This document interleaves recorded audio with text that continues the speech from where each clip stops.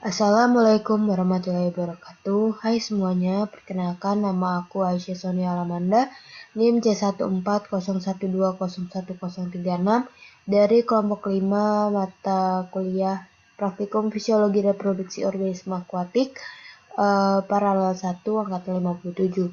Nah, pada video kali ini aku akan mereview secara singkat mengenai materi yang telah kita bahas dari minggu 1 hingga minggu ke-13.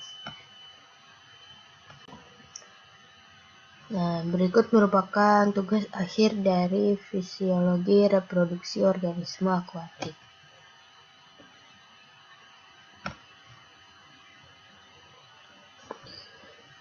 Nah, adapun materi yang akan saya review secara singkat yaitu ada ciri seksual primer dan sekunder, organ reproduksi, perkembangan gonad, diameter telur dan fekunditas, HSI dan GSI, induksi hormon, rekayasa kelamin atau seks reversal, teknik bioasai, dan juga pengawatan gamet.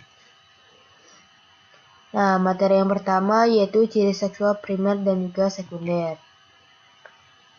Nah, apa sih ciri seksual primer itu? Nah, ciri seksual primer merupakan ciri yang langsung berhubungan dengan proses reproduksi suatu organisme. Nah, ciri ini dapat kita lihat dari adanya gonad ataupun ovarium pada ikan. Kemudian ciri seksual sekunder yaitu ciri yang dapat kita lihat dari fisik atau dari luarnya. Nah, ciri seksual sekunder juga dibagi menjadi dua, yaitu dimorfisme dan juga dikromatisme. Nah, pada ciri seksual sekunder yang pertama yaitu dimorfisme dapat kita lihat dari segi ukuran, morfologi, bentuk tubuh, hingga organ khusus. Nah, untuk dikromatisme dapat kita lihat dari warna dan corak yang terdapat pada ikan. Kemudian materi yang kedua yaitu organ reproduksi pada ikan.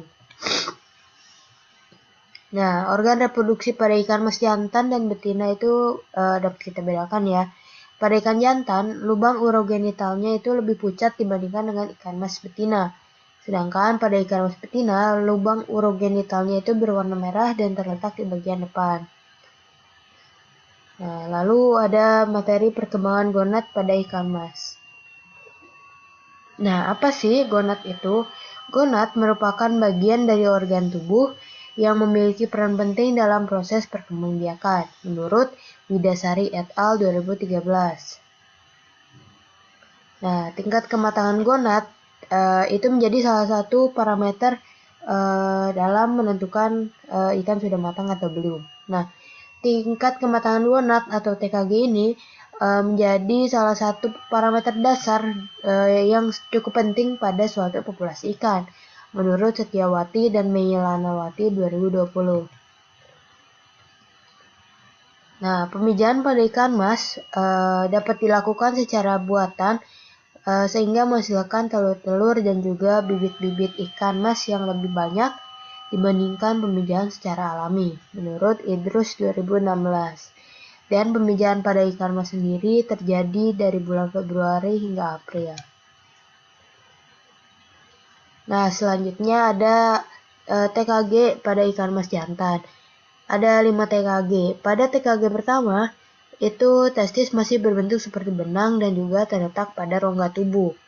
Lalu pada TKG kedua, testis mulai berukuran besar dan berwarna putih susu. Pada TKG 3, testis belum bergerigi tetapi warnanya semakin putih.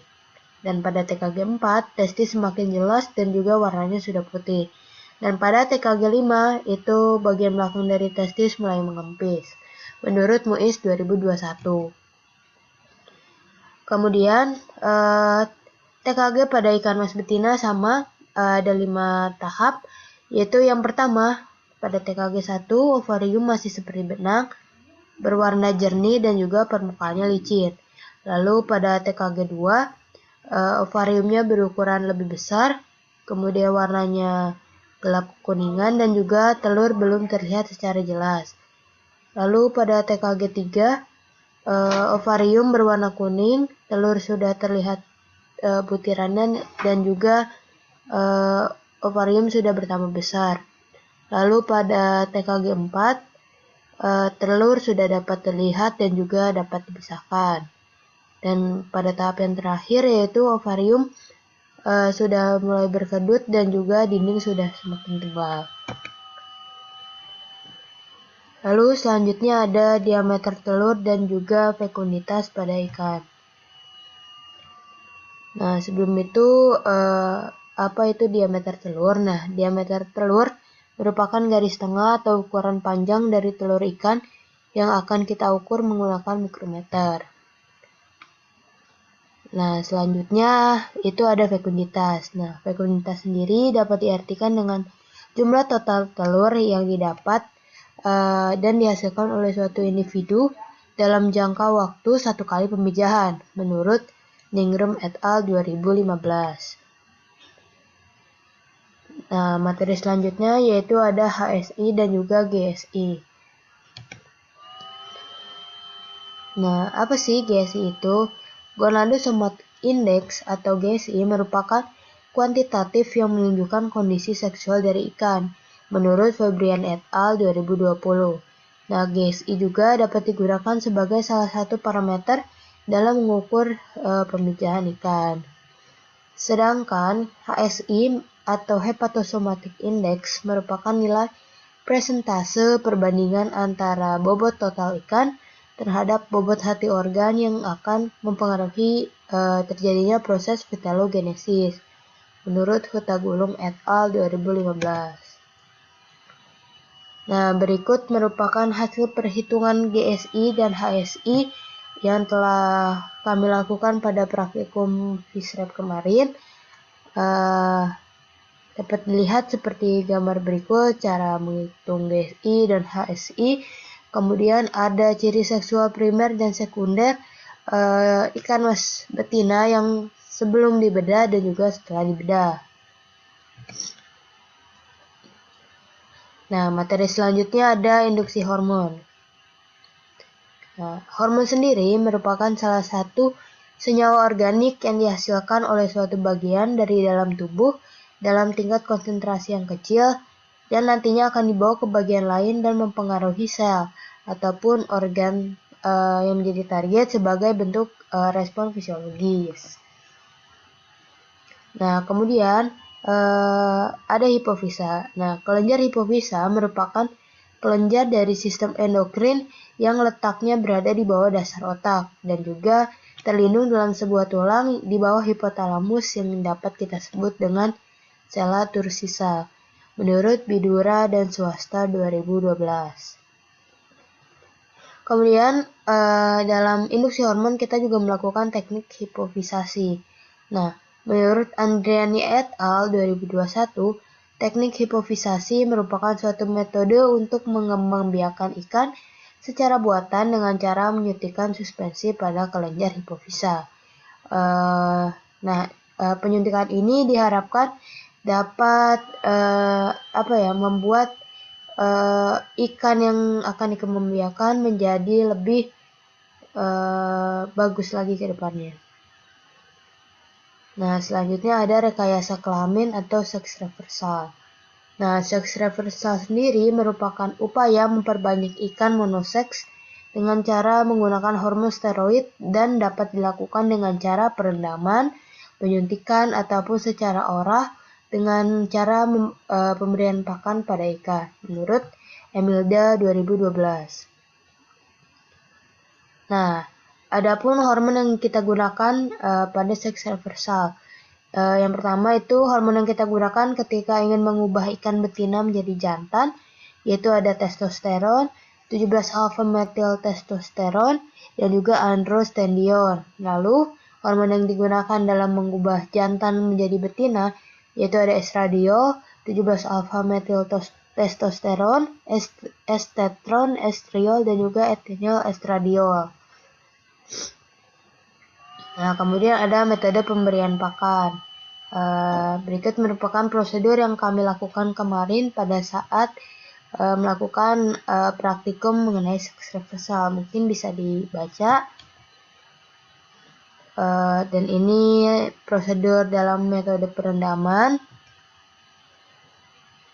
Nah, selanjutnya ada teknik bioassay.